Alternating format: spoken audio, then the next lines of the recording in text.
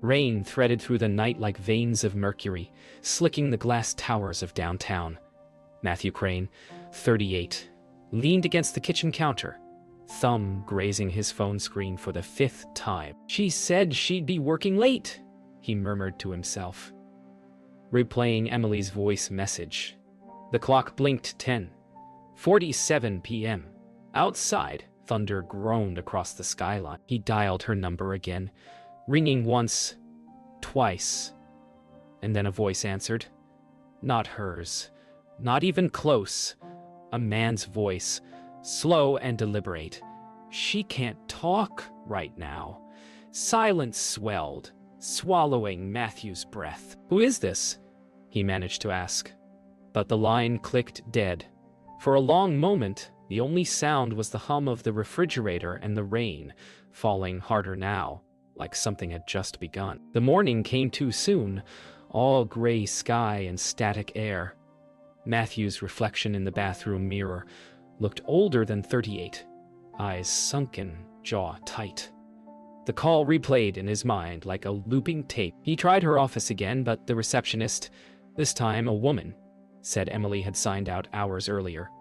He pressed for details. She hesitated, then hung up. Outside, traffic crawled, horns sharp against the drizzle. Matthew put on his coat, hesitated at the door, then turned back to her desk.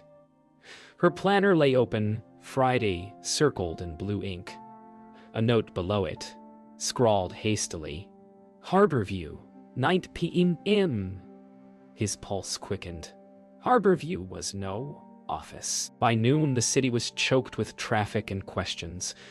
Matthew parked near the Harborview pier, the word "lot" echoing in his head. He scanned the lot. Only gulls, rusted lampposts, and the wind hissing through ropes. Then he saw it. Emily's blue sedan parked crooked near the edge. The hood was cold. He looked inside. Her bag was still on the passenger seat.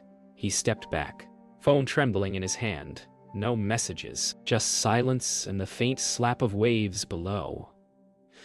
For the first time, Matthew felt the air thin, the line between concern and panic blurring like rain on glass. Detective Alvarez, 42, met him at the pier office. "You're saying your wife called from here?" she asked, eyes narrowing. Matthew shook his head. "Someone else answered," the detective scribbled, pausing only to look at the water. "Phones don't just move themselves," she said. Her tone wasn't cruel, just resigned. The gulls screamed overhead, and the air smelled of rust and salt. As he turned to leave, Matthew caught a glint beneath the pier. Something metallic. He crouched. A phone, half submerged in silt. Screen cracked. His own name flashed faintly across it. He staggered back, the detective already reaching for gloves. That night, Matthew sat alone in the car outside their apartment, the phone sealed in a plastic bag beside him. Rain tapped the windshield like nervous fingers. He replayed the voicemail again and again. Emily's voice, calm and unhurried. "Don't wait up." But beneath it, he heard something new. A faint echo. A second voice, distorted but human, whispering just before the call ended. The words were faint, almost swallowed by static. "She knows." His hand tightened on the steering wheel. The headlights caught a shadow moving near the stairwell. For a heartbeat, he thought it was her. Morning arrived in fractured silence, sunlight crawling reluctantly through blinds. Matthew sat at the kitchen table, staring at the police report Alvarez had left. The words, "missing person," sat heavy on the page, too final, too clean. He couldn't reconcile the sterile typeface with the warmth of Emily's laughter, the small rituals of their mornings. Her coffee with too much cream, her music drifting from the shower. Now, her absence felt like static in his skull. He checked his phone again. No calls, no messages.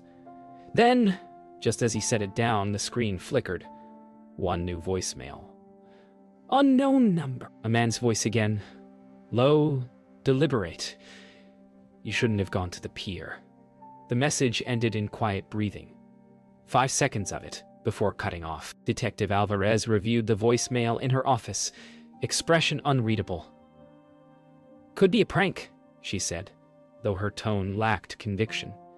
Her walls were lined with cold cases, missing, presumed gone. "But why Harborview?" Matthew asked. She didn't answer right away, just turned toward the rain-streaked window. There was an incident there 2 years ago. Another woman, different story, same end. She slid a photograph across the desk, a woman's face blurred by flash reflection. Matthew flinched. For a moment he thought it was Emily. Alvarez's gaze softened, but her words didn't. "If she's still alive, someone's making sure you don't find her." By afternoon, Matthew's apartment felt like a crime scene.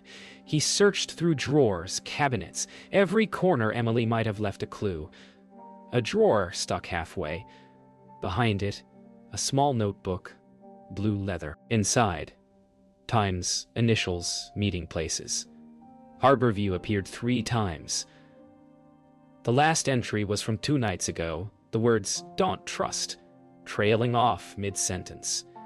His chest tightened.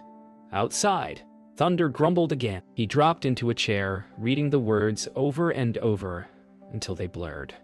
Then he noticed something on the final page, an indentation, a number written over and erased.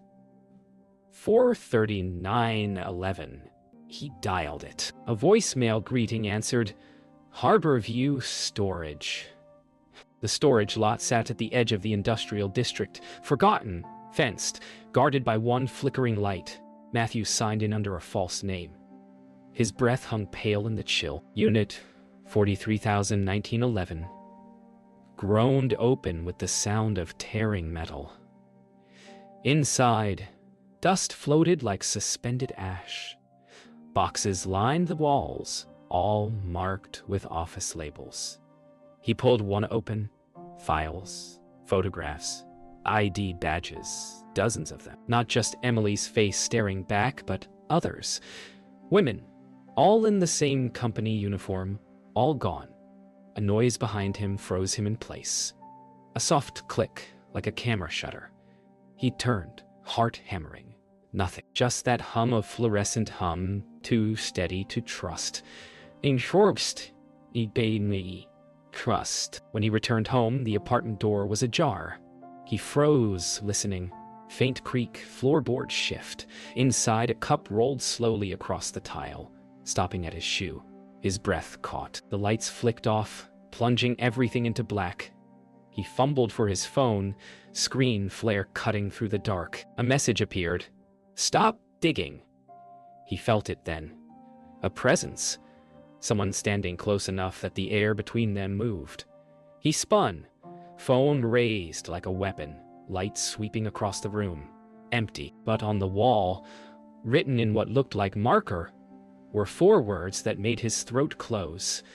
"She's not who you think." The handwriting on the wall lingered in his mind, long after he'd scrubbed it away. Matthew hadn't slept. Dawn crawled in through the blinds, turning the apartment a pale gray, lifeless box. He stood by the window, watching the world move on.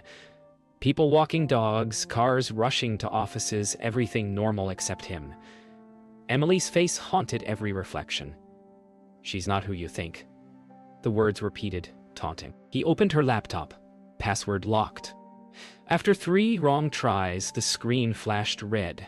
Then, without input, the password field filled itself. A single word. Harborview. The desktop opened to a single folder titled Accounts. Inside, surveillance images, dated months before her disappearance. Every photo showed Matthew, watching, unaware. Detective Alvarez didn't pick up when he called. He drove anyway, city blurring past in fractured sunlight. The police station looked smaller than before, stripped of certainty. Her desk was empty, just a mug, half full, and a single folder marked Crane, Emily. Inside were photos of the storage unit, evidence tags, and one that hadn't been there before. A blurry image of Alvarez and Emily together, laughing at a cafe. The date stamp was from 3 weeks ago, days before Emily vanished. His stomach twisted. Behind him, a voice spoke softly, almost kindly. "You shouldn't have seen that." He turned, but no one stood there. By nightfall, paranoia had hollowed him out. He walked the streets near Harborview, drawn like a moth to the pulse of sodium lights. Every shadow felt inhabited. He ducked into a bar, the kind that didn't ask questions. The bartender, woman in her 50s with eyes like weathered steel, poured whiskey without being asked. "You look like you've seen a ghost," she said. "Maybe I have," he said. Emily's photo on the counter. The bartender stared, her face tightening. She used to come here, always at the same time, always sat in the back with a man in a gray coat. Matthew's pulse spiked. "Did you ever catch his name?" Her silence was answer enough. Outside, the wind clawed at the harbor, tearing at loose signs and paper. Matthew followed the bartender's directions to an abandoned shipping warehouse. Its walls groaned under the pressure of the storm. Inside, echoes of machinery and dripping water created a rhythm too human to be chance. A laptop glowed on a crate, waiting. On its screen, a live feed flickered. Security footage of Emily in an interrogation room, dated today. She looked older, thinner, eyes hollowed by sleeplessness.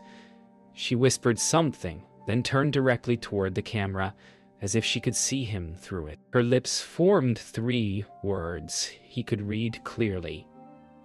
"Don't trust Alvarez." The feed cut to black. Then a voice replaced it. Detective Alvarez's. Steady, deliberate. "Matthew, if you're hearing this, stop running. You were never supposed to know." He stumbled back, breath catching in his throat. The screen lit again, this time showing a collage of documents. Birth certificates, passports, identical faces under different names. Emily in each one. Her eyes the same, but her life rewritten a dozen times. "She's been working for us," Alvarez's voice said. "You were part of her cover." Matthew sank to his knees, whined, screaming through shattered glass. A truth colder than the storm settled inside him. He hadn't lost her. He'd never really known her. "Nice and short. A certainly was staying right to key." Rain chased him across the city, pelting the windshield as the wipers dragged in uneven rhythm. Matthew's mind replayed the footage. Emily whispering, "Don't trust Alvarez." The words felt like a fuse, burning through him. He drove until the skyline fractured into industrial gray. Alvarez's office lights were still on. Inside, she sat calmly, eyes lifting when he entered. "You broke into the unit," she said, no surprise in her tone. "You weren't supposed to find that." He stepped closer, voice tight. "Who is she, really?" Alvarez hesitated, then slid open a drawer. A file dropped on the desk. "Her name isn't Emily Crane," she said softly. "It's Elise Carter. She was undercover. And you were her assignment." The file's contents blurred as he read. Photographs of himself, surveillance logs, transcripts of phone calls. Alvarez leaned back, exhausted. She was deep cover, embedded to expose corporate trafficking at the Harborview firm. You were her credibility. Matthew felt the ground tilt. So, everything, our life, was a lie? Alvarez shook her head. Not all of it. But she went rogue 6 weeks ago. We lost contact. She looked past him, eyes shadowed. She started digging into the wrong branch. The people who answered her phone, they weren't from her office. The truth landed with the dull weight of inevitability. Matthew looked up, voice breaking. "Then, who are they?" Outside, the rain softened to mist. Alvarez led him to her car, voice lowered. "If she's alive, they'll move her tonight. They clean everything by morning." The car wove through narrow streets, headlights cutting through fog. "What is Harborview, really?" he asked. Alvarez hesitated. "It's not a company. It's a shell for Black Ops data laundering. Elise was supposed to infiltrate, not expose. The words barely registered before gunfire shattered the windshield. Tires screamed. Alvarez jerked the wheel. The car spun, crashed into a barrier. Steam hissed from the hood. Through the broken glass, Matthew saw a silhouette under a streetlight. Female, soaked, trembling. For a moment, he thought it was Emily. He stumbled from the wreck, shouting her name. The silhouette turned, revealing eyes too empty to be hers. A woman in gray stepped forward.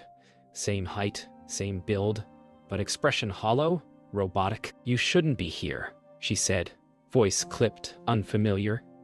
Two men emerged behind her, suits darkened by rain, weapons drawn. Alvarez coughed blood beside him, pulling her service gun. "Go!" she rasped. The gunfire came like thunder, brief and brutal. Matthew ran, slipping through alleyways, sirens wailing in the distance. Behind him, a final shot echoed. He didn't look back. He couldn't. The woman's face lingered in his mind, too close to Emily's to be coincidence. Hours later, Matthew hid in a shuttered motel room on the city's edge. His reflection in the cracked mirror looked 20 years older. He bandaged Alvarez's blood across his sleeve, though she was miles behind now, gone or worse. The TV flickered with static. Then it shifted to a surveillance feed, live. His own room. He turned toward the window. Across the street, a red light blinked from an unmarked van. A voice filled the static, low and familiar. "Matthew, it's me." He froze. The feed zoomed, and her face came into focus. Emily or Elise, eyes red, pleading. "They're coming for both of us." "Don't answer the door." A knock followed. 3 sharp taps. The knocking came again. 3 sharp raps that bled through the motel's thin walls. Matthew froze, eyes locked on the door. The TV still flickered, Emily's face repeating in glitching frames. "Don't answer the door." The peephole glowed faintly with hallway light, but no shadow moved beyond it. He backed away, heart clawing at his ribs. His phone buzzed. Unknown number. He hesitated, then answered. Emily's voice, broken and rushed. "They found you. Go out the back." Before he could reply, the door handle twisted. Splinters sprayed across the carpet as the lock gave way. A man stepped through. Black jacket, silenced pistol gleaming. Matthew Dove, the first shot punching through the TV, exploding her frozen image into light. He crashed through the bathroom window into the wet night, landing hard on gravel. The gunman shouted behind him, words lost in the storm. Matthew sprinted down the alley, shoes splashing through puddles, neon reflections twisting beneath his feet. Sirens howled somewhere distant, or maybe only in his mind. He ducked behind a dumpster, gasping for air. His phone buzzed again. A text, no number attached. Train station, track 12. Midnight. He looked up. Across the street, the van from earlier idled, engine humming. In the passenger seat, a silhouette. A woman's shape, motionless, head turned toward him. He blinked, but she was gone when he looked again. Union Station loomed like a cathedral of ghosts. Midnight crowds, thinned drifters, and cleaning crews. Matthew waited by track 12, the sound of trains, a low heartbeat beneath the rain. Then he saw her, Emily, or Elise, standing under the flickering clock, drenched coat clinging to her frame. She looked smaller, fragile in a way he didn't remember. "You shouldn't have come," she whispered. "You told me to." He shot back. Her eyes darted past him, scanning shadows. "They're watching us. I never wanted to lie to you." The train thundered past, drowning her voice. When the noise faded, she was crying. "You were the only part that was real." They ran together as lights flared at the platform's end. Men in black coats moving fast, guns low. Emily pulled him into a service tunnel, breath shallow. "There's a file," she said. Names, accounts, Harborview's clients. It's why they want me dead. Her hand trembled as she held up a flash drive. It's in here, but they'll kill anyone who touches it. Matthew reached for her, voice breaking. Then we give it to the press. End this. She shook her head. You don't understand. The police are part of it. Alvarez, too. Footsteps echoed closer. She pressed the drive into his palm. If I don't make it out, you finish what I started. Then she kissed him once. Quick, desperate, final. Gunfire ricocheted down the tunnel, sparks carving light through the dark. Emily turned to run, shouting his name, and was lost in the smoke. He followed the sound. Metallic clangs, shouts, then silence. The tunnel opened to an underpass where the city lights trembled across wet concrete. She lay there, motionless, one hand outstretched. Matthew fell beside her, shaking. Her eyes flickered once. Recognition, sorrow, peace. You were real, she whispered, barely audible. The sirens grew louder, blue light flooding the underpass. He looked down at the flash drive, slick with rain and blood. Somewhere behind him, a voice echoed through the tunnel. Drop it. He didn't. The city woke, indifferent to the blood under its bridges. Matthew stood on a rooftop across from police tape and flashing lights, the flash drive cold in his pocket. Below, they zipped a body bag. Elise Carter, 35. He couldn't force himself to call her Emily anymore. The dawn air was metallic, soaked in sirens and betrayal. He lit a cigarette, though he hadn't smoked in years. The first drag burned like confession. His phone buzzed. An email with no sender, subject line, "You're not done." Attached was a recording. Elise's voice. If you're hearing this, I failed. Harborview's bigger than both of us. He stared at the skyline. Maybe she hadn't failed. Not yet. He found Alvarez in the hospital, alive but broken. Her arm in a sling, eyes rimmed in red. You think you're the hero? She rasped. You have no idea what you're holding. Matthew pulled up a chair. Then tell me. Alvarez stared through him. The flash drive contains more than evidence. It's an access key. Harborview isn't just a front, it's a network. Every government, every private firm, they all wash their secrets through it. He leaned forward, whispering. And Elise? Alvarez hesitated. She wasn't supposed to die. She was supposed to disappear. Her tone cracked. Now they'll come for both of us. That night, Matthew sat in a public library, the flash drive plugged into a terminal.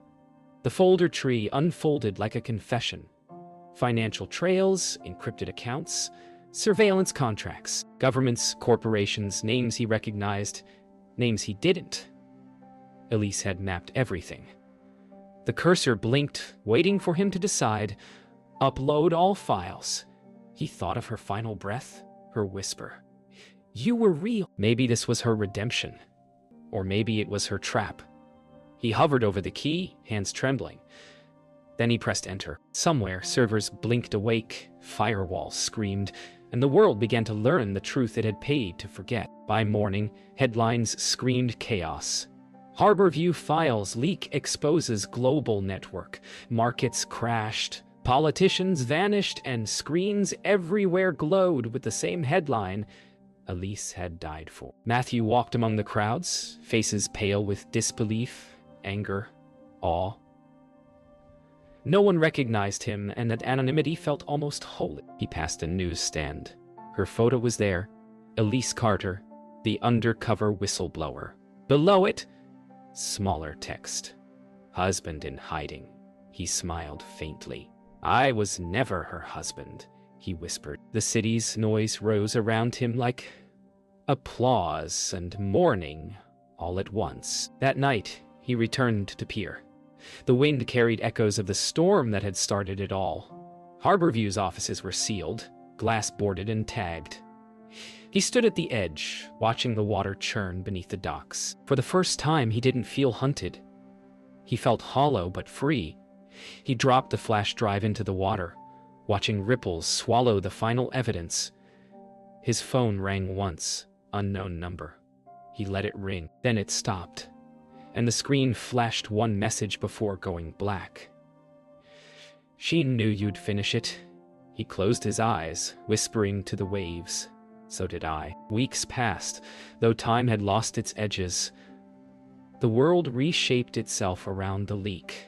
Governments fell, names erased, voices silenced. Matthew lived between shadows, drifting from motel to motel. His name a ghost in every registry. Yet sometimes he'd see her face again. On TV panels, protest murals, digital billboards, the woman they called the Harborview Saint. He'd smile at the irony. Elise Carter had been many things. Spy, liar, wife, ghost, but saint, never. Still, every time her image flickered across the screen, he whispered the same truth he could never bury. You saved them. Not me.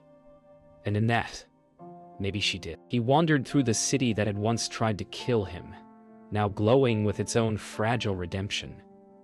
Street art of Elise covered concrete walls. Candles pooled beneath her painted eyes. A little girl pointed at one mural and asked her mother, was she real? The woman smiled faintly. As real as truth gets. Matthew paused at that. Elise had become myth, and myths never stayed bare. Across the street, a bus passed with a government seal painted over. The system she'd exposed was burning itself clean, he whispered. You got your revolution, Elise. And maybe, just maybe, she had wanted him to see it. He visited the hospital again. Alvarez's bed, now empty, sheets folded, chart removed. Only a note left on the nightstand, written in her hand. They offered me a choice. I took it. He folded it carefully, unsure if it was a confession or goodbye. Outside, a nurse approached with a sealed envelope. She wanted you to have this. Inside was a single photo. Elise, alive, sitting on a dock, smiling faintly. Timestamped 2 days ago. His breath caught. It wasn't possible. But her eyes, alive, defiant, burned through the print. Maybe she had disappeared after all. Maybe she had always planned to. He returned to the pier that night. The water was calm this time, whispering against the pylons like an old secret. A single lantern flickered at the far end of the dock. He approached slowly, heartbeat sensing with the waves. The light revealed a woman sitting at the edge, coat hood drawn, her silhouette familiar in every painful way. You always find me, she said without turning. The voice was softer, older, but unmistakable. Matthew stopped a few feet away. You died. She looked back, eyes shadowed. Not everything they bury stays buried. For a long time, neither spoke. Only the water did. They sat side by side as the horizon lightened, silence threading between them. They'll keep hunting us, he said quietly. Elise smiled, faint but real. Then we stay ghosts. The first sun cracked the water, gilding her features. The same woman and yet not. What now? He asked. She turned to him, her expression unreadable. Now we start over. No lies, no names. She extended her hand. He took it. Somewhere behind them, the city roared awake, unaware that its story had already been rewritten. The light grew, swallowing their outlines until they were nothing but silhouettes, walking into the dawn.